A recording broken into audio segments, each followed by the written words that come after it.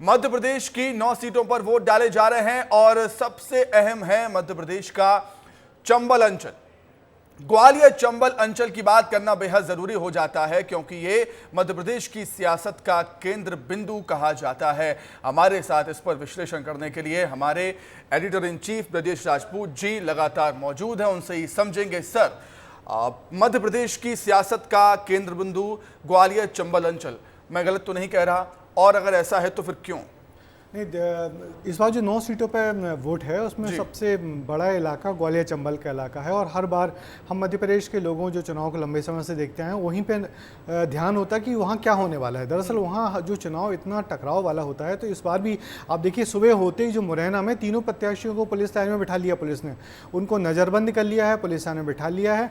और इसका मकसद सिर्फ यही होता है कि ये लोग आसपास के इलाकों में अपने इलाकों में जाए ना, घूमे ना, वरना होता वही कि आमने सामने होता है, एक दूसरे के समर्थकों को रोका जाता है और बड़े पैमाने पे वायलेंस होती है।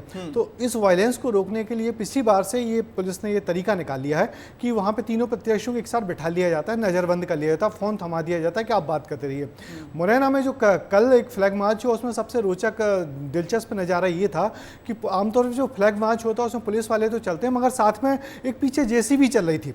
उस जेसीबी में लिखा हुआ था कि जो डालेगा मतदान में व्यवधान हम उसका करेंगे समाधान। यानी कि जेसीबी चलेगी यदि आपने बदमाशी की तो इस तरीके से डरा के धमका के सब तरीके से कोशिश की जाती है कि मतदान शांतिपूर्ण हो। तो हम लोग फिर उम्मीद कर रहे हैं कि सर मतदान शांतिपूर्ण होना चाहिए क्योंकि वो इलाका, उस इलाके में हमेशा गड़बड़ियाँ होती हैं, मतदान केंद्रों पर कब्जे की कोशिश की जाती है। अभी मैं बीडी शर्मा के साथ गया था, तीनों इलाकों में गया, ग्वालियर, मुरैना और भिंड, तीनों इलाकों में दरअसल हुआ वही कि बीजेपी कांग्रेस प्रत्याशी का एकदम आमने सामने का मुकाबला है और बिल्कुल आखिरी दिनों में मुकाबला कड़ा हो गया है। तो अब देखना है कि आज वह मतदान का प्रतिशत क्या होता है, कोई वायलेंस होती है या नहीं होती है, तो उस सब पे हमारी नज़र है। मगर मुख्य फोकस उसी जगह पे। उसके अलावा जो 3 सीटें हैं मध्य प्रदेश में खास जिस पे हमारी सबकी नज़र है वो है विदिशा, जहाँ के शिवराज सिंह चौहान लड़ रहे हैं, और गुना और ये राजगढ़। इन तीनों सीटों पर सबकी नज़र है क्योंकि 3 बड़े महारथी इन सीटों पे अपनी किस्मत आजमा रहे हैं। बिल्कुल बिल्कुल। ब्रजेश जी, कहा जाता है ग्वालियर चंबल अंचल में कि जो बागी होते हैं वो खेल बिगाड़ते हैं। हमेशा हमने देखा है, चाहे वो विधानसभा चुनाव हो या लोकसभा चुनाव हो। इस लोकसभा चुनाव में किस तरीके से देखेंगे आप बागियों की भूमिका को? बिल्कुल, बागी यानी कि बागी को इस बार क्या होता है कि इस बार जो ट्रेंड या पिछली बार से जो ट्रेंड देखा है कि बीजेपी कांग्रेस के बीच आमने सामने मुकाबला तो होता है मगर एक स्ट्रेटजी के तहत बीएसपी को उतार दिया जाता है बाद के मौके पर त्रिकोणीय मुकाबला बनाने के लिए। जैसे अभी हम मुरैना की बात करें तो मुरैना में रमेश गर्ग को बीएसपी का टिकट दे दिया गया है।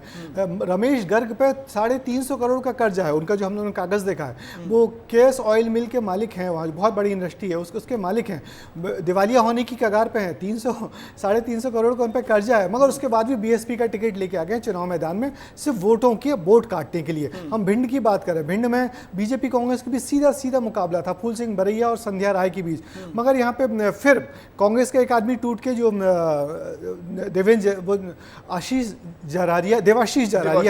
जरारिया अचानक पाला बदलते हैं और बीएसपी की टिकट लेके आ जाते हैं और फिर वो वहाँ फिर मुकाबले को त्रिकोणीय बनाने की कोशिश करते हैं। मगर अभी जब मैं भिंड में था तो वहाँ लोग चर्चा कर रहे थे कि बीएसपी के व्यक्ति ने मुकाबला किया नहीं, अच्छे से मतदान, अच्छे से चुनाव लड़ा नहीं, पैसे लेके, मगर कई तरीके के आरोप लगा रहे थे। मगर ये मुकाबले को त्रिकोणीय बनाने की कोशिश होती है, दिलचस्प बनाने की कोशिश दिलचस्प नहीं कहेंगे इसको, कहें वोट काटने के लिए, वोट काटने के लिए। और वोट कटता है, कभी बीजेपी को फायदा होता है, कभी कांग्रेस को फायदा होता है, मगर ज्यादातर फायदा बीजेपी को होता है। पिछली बार भी नरेंद्र सिंह तोमर ने जब मुरैना का चुनाव लड़ा था तो बीएसपी से एक प्रत्याशी को उतारा था, वो प्रत्याशी हरियाणा का था, अवतार सिंह भडाना यहाँ आके चुनाव लड़ने लगे थे। आप सोचिए, सिर्फ वोट काटने के लिए कि उस जगह पे जो चूंकि दलित समाज का वोटर बड़ी संख्या में, उनके खास वोट होता है जो बीएसपी में जाता है, तो वो वोट कांग्रेस में ना जाए, इसलिए बीएसपी का प्रत्याशी अचानक आता है अंतिम क्षणों में और मैदान को, पूरे मुकाबले को त्रिकोणीय बनाने की कोशिश की जाती है, वोट काटने की कोशिश की जाती है। तो इस बार तीनों जगह पे बीएसपी के प्रत्याशी और तीनों जीतने हारने की स्थिति में नहीं है मगर हाँ वोट काटने की स्थिति में है। बिल्कुल। जो तीसरा प्रत्याशी होता है, हम कहेंगे त्रिकोणीय मुकाबला बनाने की कोशिश जैसे होती है, उससे हम देखते हैं कि काफ़ी इंटरेस्टिंग चुनाव हो जाता है। जैसा कि ब्रजेश जी कह रहे हैं कि वोट काटने की कोशिश हमें नज़र आती है।